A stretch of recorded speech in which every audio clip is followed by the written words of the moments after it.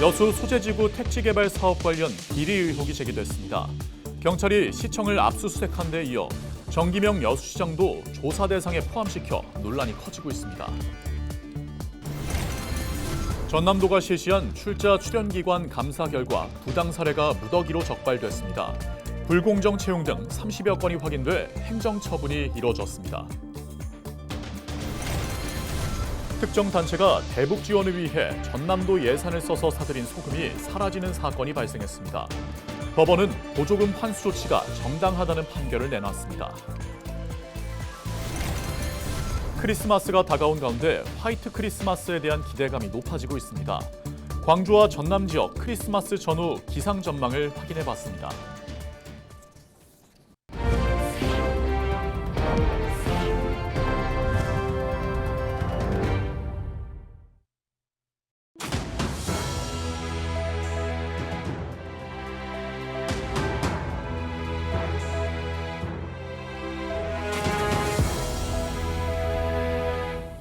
시청자 여러분 안녕하십니까? 헬로티비 뉴스입니다. 여수 소재지구 택지개발 사업과 관련해 비리 의혹이 불거졌습니다.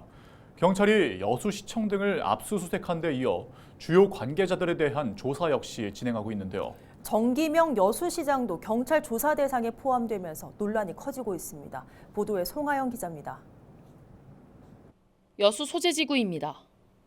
산단 종사자들의 주거난을 해소하기 위해 지난 2021년부터 대규모 택지 개발이 진행되고 있습니다.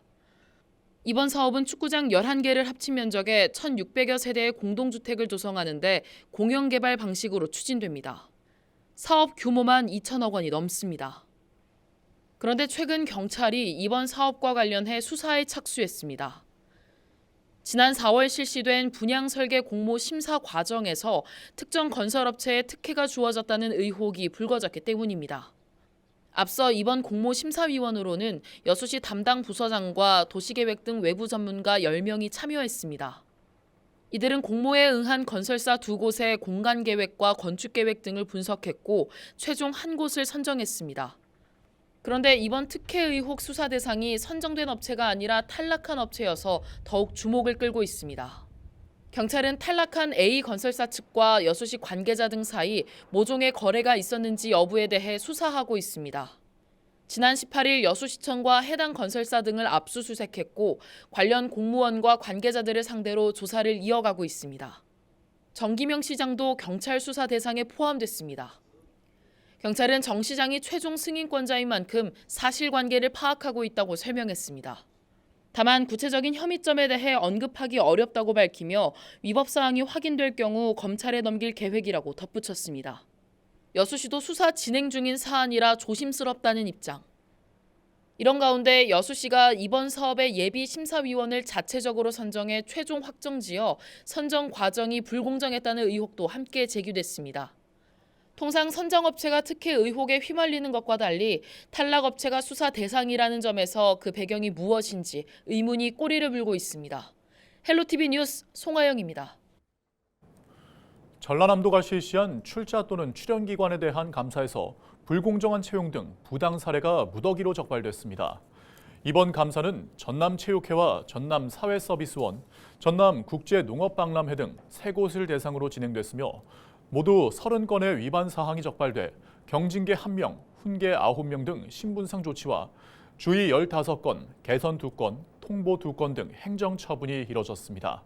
사례별로 보면 전남도 체육회는 지난 2016년부터 종목단체 72곳에 회원가입을 진행해놓고 단 한 차례도 승급 심의가 없었고 일부는 결격 사유가 있는데도 방치하거나 부당하게 보조금을 지급한 것으로 파악됐습니다. 사회서비스원은 종사자 고용 승계권에 대한 의결을 뒤늦게 받아 주의 처분을 받았고 국제농업박람회는 평가위원 명단을 공개하지 않아 훈계 처분이 내려졌습니다. 특정 단체가 대북 지원을 위해 전라남도 예산으로 사들인 소금이 사라진 사건과 관련해 보조금 환수 조치가 정당하다는 법원의 판결이 나왔습니다. 광주지법은 민족화해협력 범국민협의회가 전남도를 대상으로 제기한 보조금 교부 결정의 취소 및 반환 처분 취소 청구 소송에서 원고의 청구를 기각했습니다.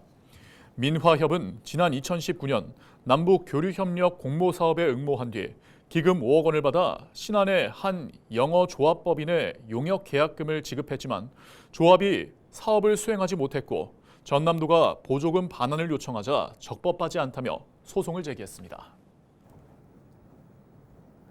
올해 4분기 호남 지역 경기가 3분기보다 소폭 악화된 것으로 나타났습니다. 한국은행 광주 전남본부 자료를 보면 제조업 생산은 소폭 감소했고 서비스업은 3분기와 비슷한 수준을 유지한 걸로 집계됐습니다. 업종별로 보면 자동차와 석유화학, 철강, 석유정제는 소폭 줄었고 조선과 반도체는 비슷한 수준을 보였습니다. 서비스업은 스포츠와 여가는 증가, 부동산은 소폭 감소했고 숙박과 음식점, 도소매업은 3분기 수준을 유지했습니다. 취업자 수는 1년 전 같은 기간보다 2만 1천여 명 감소하는 등 12,000명 감소했던 3분기보다 감소폭이 컸습니다. 앞으로의 전망은 소비 심리 회복이 더디면서 4분기 수준에 그칠 걸로 예측됐습니다. 크리스마스가 며칠 남지 않았습니다. 크리스마스 전후로 모임이나 여행 계획하시는 분들 많으시죠? 네, 올해 마지막 주와 새해 첫 주 기상 전망을 서경 기자가 보도합니다. 23일 최저기온 영하 4도를 기록한 광주와 전남. 다소 쌀쌀한 날씨지만 하늘은 맑게 개어 화창하기까지 합니다. 크리스마스 이브인 24일에도 맑은 하늘을 보겠습니다. 23일보다 최저기온이 2도가량 더 높아 좀 더 따뜻한 아침을 맞겠습니다. 다만 크리스마스인 25일부터 주말까지 하늘은 계속 흐리겠습니다. 강수 확률은 30% 수준에 그칠 것으로 전망됩니다. 올해 마지막 주말인 27일 오후부터 28일 토요일에는 눈이나 비가 내리겠습니다. 금요일경 다시 북쪽으로 찬 공기가 지나가면서 서해상에서 발달한 눈구름대가 유입되기 때문에 금요일부터 토요일까지 흐리고 비나 눈이 오겠습니다. 기온도 평년보다 낮아 아침 기온은 영하 3에서 1도, 낮 기온은 4에서 7도가 되겠습니다. 바람도 강해서 체감 온도는 더욱 낮겠습니다. 1월 첫 주는 절기상 소환. 24절기 중 가장 추운 날씨가 시작되는 절기입니다.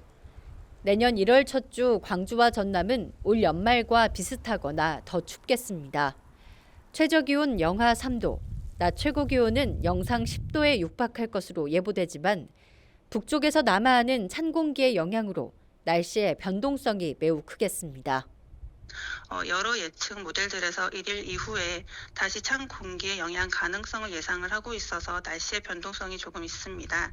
1월 1일부터 2일까지는 아침 기온 영하 3에서 1도, 낮 기온은 5에서 9도로 평년과 비슷하거나 조금 낮아지겠습니다.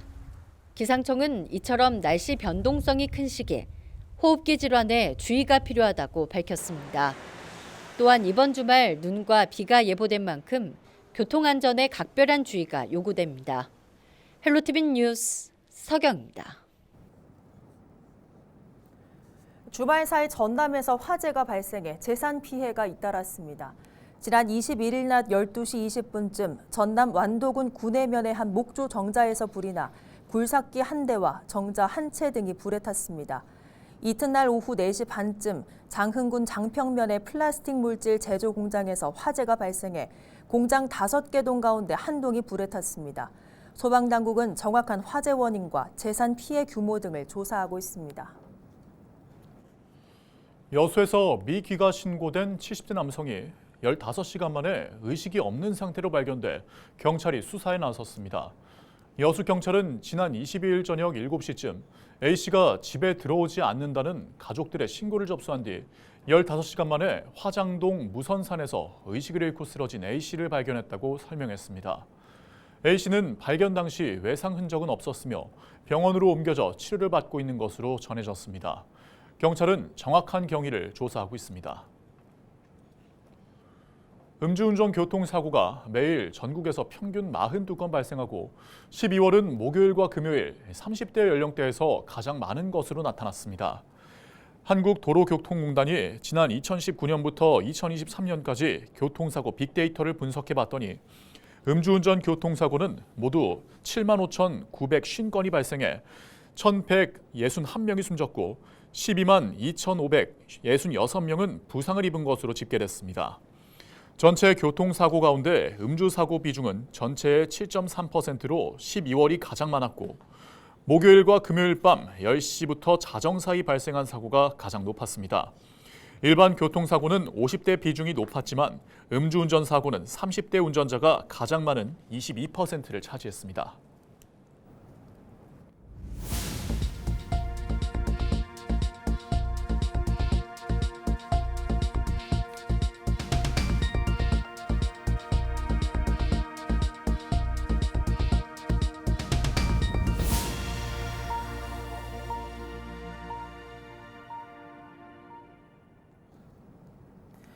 가격 폭락과 생산비 증가로 어려움을 겪고 있는 전복 양식어가에 경영 안정자금 30억 원이 긴급 지원됩니다.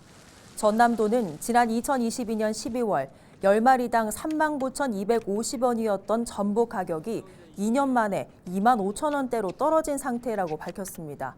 이에 따라 긴급 민생안정 종합대책 핵심 사업으로 9개 시군 3,400여 개 전복 양식어가를 대상으로 시설 규모에 따라 지원금을 지급할 계획이라고 설명했습니다. 전복은 전남 수산 경제를 이끄는 핵심 품종으로 지난해 생산액은 5,357억 원에 달해 생산액 기준 지역 1위를 차지하고 있습니다. 통계 자료를 분석해 봤더니 올해 가을 배추와 무가 실제로 기상 악화 등으로 지난해보다 생산량이 감소한 것으로 나타났습니다. 통계청이 발표한 가을 배추, 무, 콩, 배, 사과에 대한 생산량 조사 결과를 살펴보면 올해 가을 배추 생산량은 116만 4천 톤 규모로 지난해보다 7만 8천 톤 감소한 걸로 집계됐습니다. 가을 무는 파종기 기상 악화와 생육기 잦은 비 때문에 10만 2천 톤가량 줄어든 38만 4천 톤을 기록했습니다. 한편 콩과 사과 생산량은 각각 10%와 17%가량 늘었고 배는 3% 줄어든 것으로 조사됐습니다. 이달 27일부터 전남 여수와 영암에서 모바일 주민등록증을 시범 발급합니다. 행정안전부가 운영하는 모바일 주민등록증 시범 발급 지자체로 선정된 두 곳에서는 내년 2월까지 모바일 주민등록증 발급이 가능합니다. 모바일 주민등록증은 휴대전화에 QR코드를 생성해 발급받을 수 있는 QR 주민등록증과 실물 주민등록증에 IC칩을 삽입하는 IC 주민등록증으로 나뉩니다. 17세 이상 주민들이라면 누구나 발급받을 수 있으며 모바일 주민등록증을 이용하면 실물 주민등록증 없이도 언제 어디서나 신원을 확인할 수 있습니다. 전남 지역 2025년 친환경 농업 육성 기금이 70억 원에 달하는 가운데 친환경 농업인과 법인을 대상으로 사업을 접수합니다. 친환경 농업 육성 기금은 생산, 유통과 안전한 먹거리 생산에 필요한 자금을 지원해 농가의 경영비 부담을 줄이고 경쟁력을 높이기 위한 대책으로 1% 저리 융자가 지원됩니다. 융자 신청 대상은 전남에 1년 이상 거주하면서 친환경 농업을 실천한 농업인과 법인, 생산자 단체, 유통업체며 융자 한도는 개인 1억 원, 법인 5억 원, 유통업체는 10억 원입니다. 상환 조건은 운영자금 2년 거치 3년 균분 상환, 시설자금 2년 거치 6년 균분 상환, 소득 발생이 늦은 과수는 3년 거치 7년 균분 상환 조건입니다. 새해와 설을 앞두고 전남 지역 지자체들이 지역 상품권 할인율을 확대합니다. 순천시는 내년 1월 한 달 동안 종이형과 모바일형 순천사랑 상품권을 15% 할인된 가격에 판매합니다. 여수시는 카드형 상품권 15% 할인을 적용합니다. 12월에 27억 원, 내년 초 100억 원 상당을 발행해 이달부터 할인된 상품권을 구입할 수 있습니다. 해남구는 이달 한 달 동안 해남사랑 상품권 7% 할인 판매 한도를 기존 50만 원에서 80만 원까지 구입할 수 있도록 상향 조정했습니다. 장흥구는 지난 9월 집중호우로 인해 특별재난지역으로 지정된 장흥읍과 용산면에서 지역 상품권을 이용하는 이용자에게 최대 20% 할인 혜택을 제공합니다. 이상으로 뉴스를 마칩니다. 함께해 주신 여러분 고맙습니다.